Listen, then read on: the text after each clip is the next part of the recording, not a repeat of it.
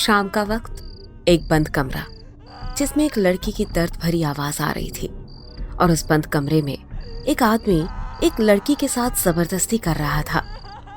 आदमी जो उस लड़की से 10 साल बड़ा होगा।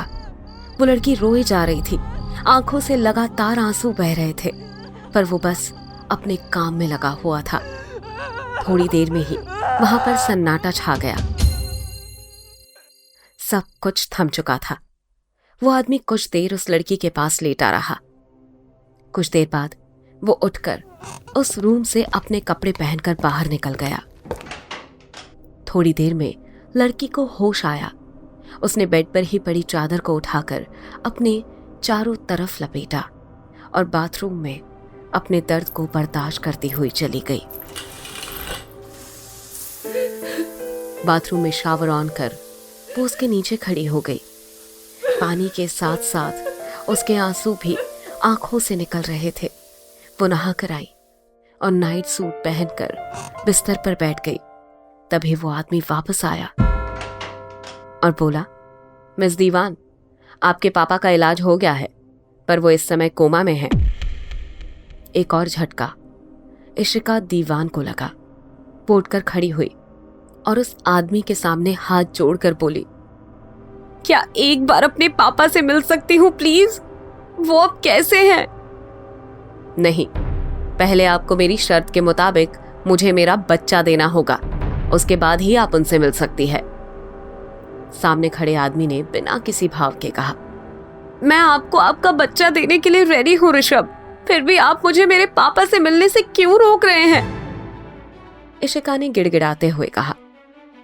ऋषभ ने कुछ नहीं कहा तो इशिका फिर बोली, बच्चा पैदा करने में 9 महीने का समय लग जाएगा, तब अपने पापा को नहीं देख पाऊंगी। बस अभी एक बार मुझे पापा को देखने दो। ठीक है, आपको अपने पापा को सिर्फ देखना ही है ना, तो वो आपको दिखा दिए जाएंगे। अभी मुझे काम है, मैं जा रहा हूं। ऋषभ बिना एक पल रुके वहां से चला गया। इशिका एक बार फिर रोने लगी। उसने अपने सामने टंगी फोटो को देखा और चुपचाप बेड पर जाकर लेट गई। इधर ऋषभ रूम से बाहर आया और किसी को कॉल करके बोला, मिस्टर दीवान को कोई भी परेशानी नहीं होनी चाहिए, उन्हें वीआईपी सुविधा मिलनी चाहिए। जी सर, हो जाएगा, उधर से आवाज आई। ऋषभ ने फिर से कहा, एक काम करो, तुम उनके रूम में जाकर मुझे वीडियो कॉल करना। सर अभी? उस आदमी की आवाज आई। नहीं, अभी नहीं, ऐसी कोई खास जरूरत नहीं है, कल करवा देना, और एक बात ध्यान में रखना, कोई आसपास ना हो। ऋषभ ने कहा और सामने वाले की बात बिना सुने ही कॉल कट कर दी। ऋषभ अपने काम करने में लग गया। वो एक बहुत सुडौल शरीर का मालिक है।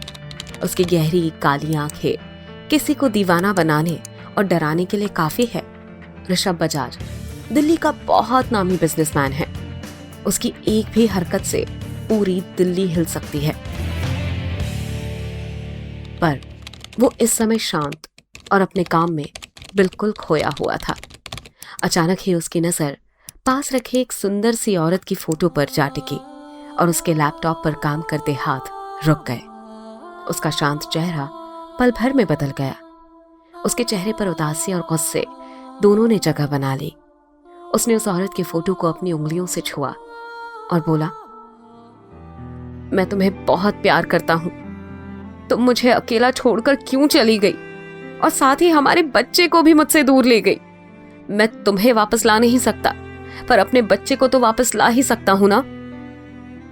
ये बोलते हुए उसकी आंखों में गुस्सा और एक तड़प दिखने लगी। वो अपने स्टडी रूम से बाहर निकला और किचन की तरफ चला गया। वहां से उसने खाना लिया और एक बार फिर इशिका के रूम की तरफ बढ़ चला।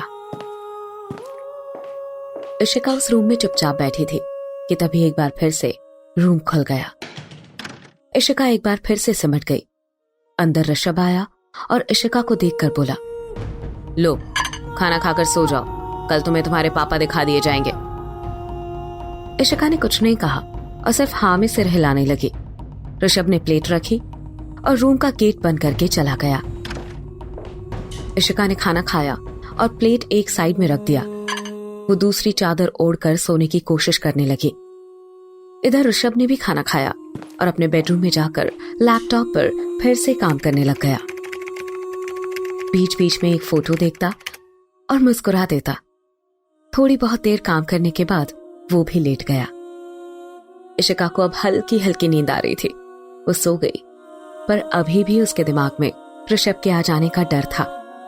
वो खुद में ही सिमट कर लेटी रही और धीरे धीरे वो गहरी नींद में सो गई। रात के अंधेरे में एक लड़की अपनी कार में चलते तेज म्यूजिक की आवाज पर लगातार झूमती हुई मस्ती से अपनी कार ड्राइव कर रही थी। तेज स्पीड में चलती उसकी गाड़ी और ऊपर से तेज म्यूजिक पर वो लड़की बेफिक्री से गाड़ी चलाई जा रही थी। उसकी बंद आंखें और म्यूजिक पर थिरकता उसका सिर, एक हाथ से पकड़ा स्टीयरिंग और दूसरे हाथ से नाचते हुए गियर बदलती उस लड़की को देख ऐसा लग रहा था जैसे उसे किसी बात का डर नहीं था। तभी अचानक उसे अपनी गाड़ी में बहुत तेज झटका लगा। उसने तुरंत सामने की तरफ नजरें गड़ा दी। उसने बड़ी मुश्किल से अपनी गाड़ी पर कंट्रोल किया और झटके से ब्रेक लगा दिए। उसका दिल बहुत तेजी से धड़क रहा था। वो खुद पर काबू कर पाती तब तक उसे किसी चीज की बहुत तेजी से टकराने की आवाज सुनाई दी। उस लड़की ने इधर उधर देखा पर कोई नहीं दिखा, तो वो गाड़ी लेकर थोड़ा आगे बढ़ गई। उसे एक पेड़ से टकराई एक गाड़ी दिखी जिसमें से धुआं निकल रहा था। वो लड़की अपनी गाड़ी से उतरी और आगे बढ़कर उस गाड़ी की तरफ बढ़ने लगी। उस गाड़ी से धुआं और भी तेजी से निकल रहा था। वो लड़की और भी घबराने लगी, पर फिर भी आगे बढ़ती रही। उसके पैर पूरी तरह से कांप रहे थे, पर फिर भी वो अपने आप को आगे बढ़ने से रोक नहीं पा रही थी। तभी अचानक ही आगे का दरवाजा खुलने का एहसास उस लड़की को हुआ। वो लड़की जल्दी से आगे बढ़ी। तभी उस आधे खुले दरवाजे में से एक खून से सना हुआ हाथ निकला और गाड़ी से बाहर लटक गया। ये देख वो लड़की जोर से चीख पड़ी।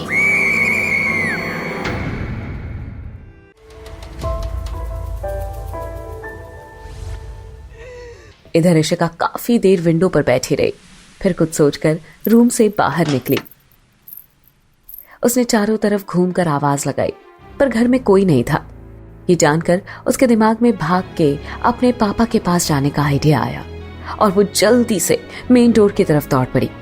जैसे उसने गेट खोला, सामने का नजारा देख उसकी चीख निकल गई और वो वहीं पर बेहोश हो गई। कुकू एफएम हिंदी चैनल को सब्सक्राइब करना ना भूलें और बेल आइकन प्रेस करके अगले एपिसोड की नोटिफिकेशन पाएं।